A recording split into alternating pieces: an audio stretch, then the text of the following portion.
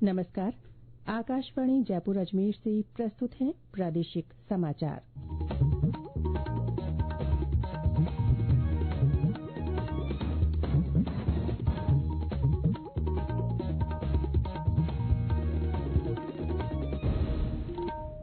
मुख्य समाचार।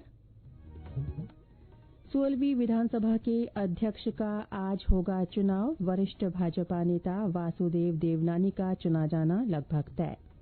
लोकसभा ने भारतीय दंड संहिता, आपराधिक प्रक्रिया संहिता और भारतीय साक्ष्य अधिनियम को बदलने के लिए 3 आपराधिक विधेयक पारित किए। मुख्यमंत्री भजनलाल शर्मा ने कहा, सस्ती और निर्बाध बिजली आपूर्ति सरकार की प्राथमिकता, अधिकारियों को दिए कार्य योजना बनाने के निर्देश। और प्रदेश में तेज ठंड का असर बरकरार। पश्चिमी विक्षोभ के असर से कल से कई स्थानों पर बारिश की संभावना।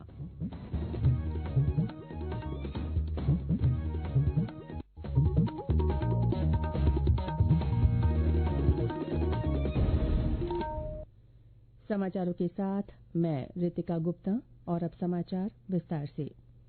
राज्य विधानसभा में आज विधानसभा अध्यक्ष का चुनाव होगा। भाजपा विधायक वासुदेव देवनानी का इस पद पर चुना जाना लगभग तय माना जा रहा है। उन्होंने चुनाव के लिए कल 5 नामांकन पत्र दाखिल किए। पहले नामांकन पत्र में मुख्यमंत्री भजनलाल शर्मा के प्रस्ताव का पूर्व उप मुख्यमंत्री सचिन पायलट ने अनुमोदन किया। दूसरे में पूर्व मुख्यमंत्री अशोक गहलोत के प्रस्ताव का विधायक गोविंद सिंह डोटासरा ने अनुमोदन किया।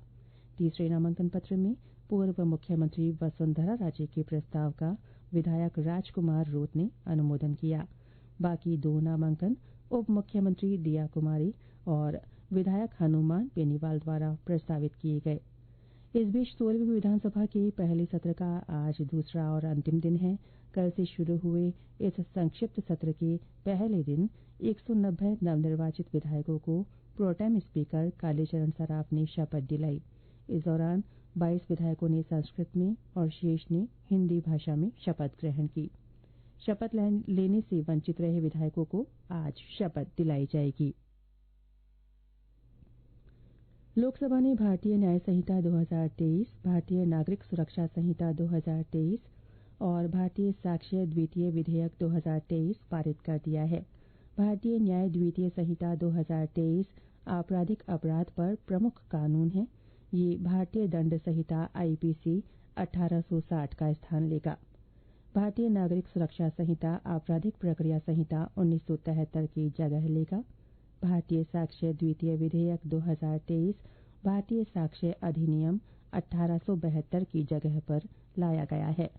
यह अधिनियम भारतीय न्यायालयों में साक्ष्य की स्वीकार्यता पर है। गृहमंत्री अमित शाह ने तीनों आपराधिक विधेयकों को परिवर्तनकारी बताया। इनका उद्देश्य ब्रिटिश काल के कानूनों को बदलना है।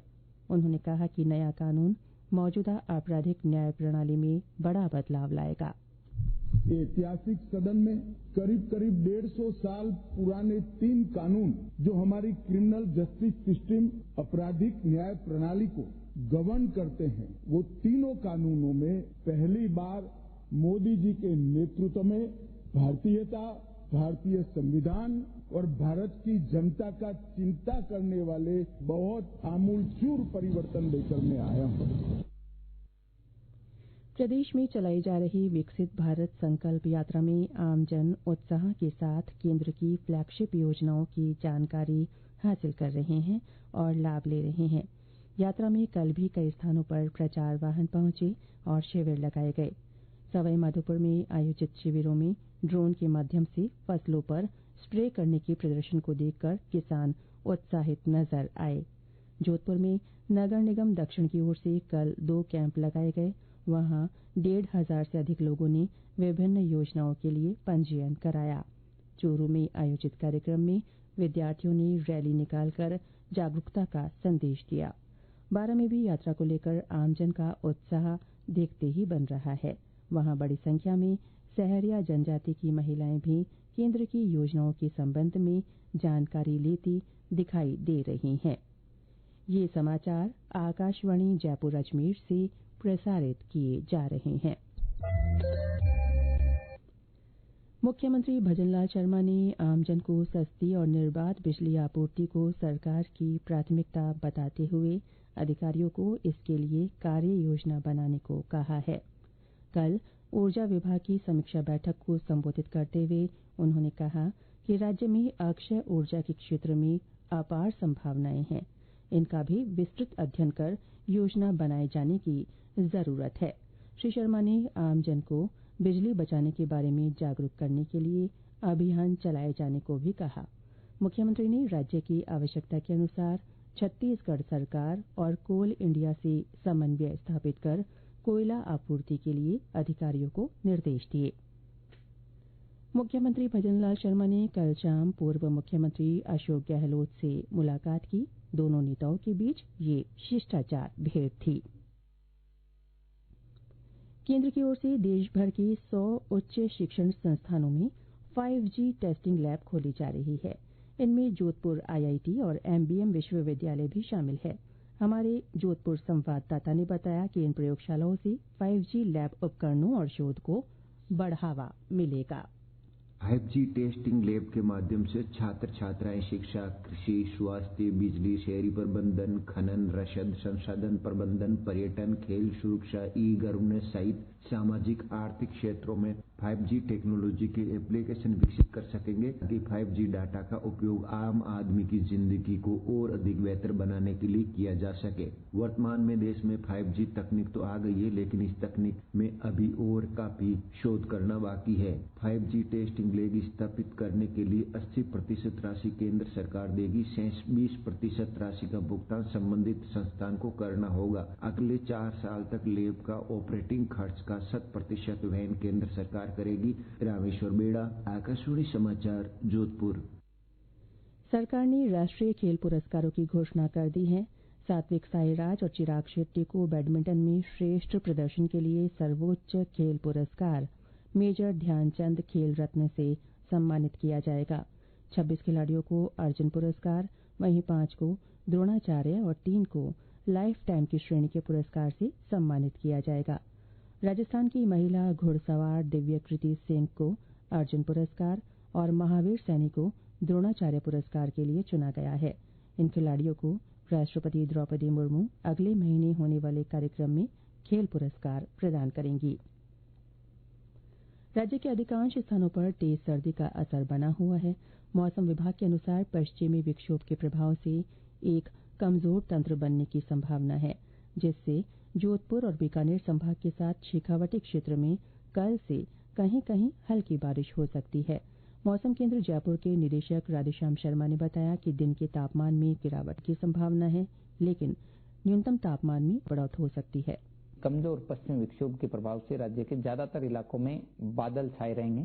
इससे दिन में अधिकतम तापमान में 2 से 3 डिग्री सेल्सियस की गिरावट होगी, वहीं न्यूनतम तापमान में हल्की बढ़ोतरी होने की संभावना है। इस सिस्टम का असर दिनांक 22 दिसंबर को पश्चिमी राजस्थान के जोधपुर संभाग और बीकानेर संभाग में हल्की बारिश के रूप में देखने को मिलेगा। इस दौरान जोधपुर संभाग के बाड़मेर, इसके अलावा जोधपुर, इसके अलावा बात करें यदि बीकानेर संभाग के जो जिले हैं वहीं नागौर और जो शेखावटी क्षेत्र के इलाके हैं, इनमें 22 दिसंबर को कहीं कहीं हल्की बारिश या बूंदाबांदी होने की संभावना है। इसके बाद 23 दिसंबर से सिस्टम का असर धीरे धीरे समाप्त होगा और एक बार फिर से उत्तरी हवाओं के प्रभाव से न्यूनतम तापमान में 2 से 4 डिग्री सेल्सियस की गिरावट होने की संभावना है।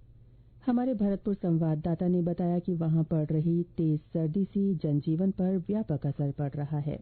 भरतपुर में कोल्ड डे की शुरुआत हो गई है। रात का तापमान 4.7 डिग्री सेल्सियस तक पहुंच गया है, जिससे ठिठुरन भरी सर्दी पड़ने से लोगों की कपकपी छूट रही है। ठंड के साथ साथ चल रही शीतलहर से सामान्य जनजीवन अस्त व्यस्त हो गया है। लोग ठंड से बचने के लिए अलाव का सहारा लेने पर मजबूर हो रहे हैं। जगह जगह अलाव जलाते हुए लोग दिखाई दे रहे हैं, तो वहीं सुबह के समय हल्का कोहरा छाने से वाहनों की गति भी धीमी हो गई है। लगातार बढ़ रही सर्दी से स्कूल जाने वाले नन्हे मुन्ने बच्चों को खासा परेशानी का सामना करना पड़ रहा है। शिव कुमार वशिष्ठ, आकाशवाणी समाचार, भरतपुर।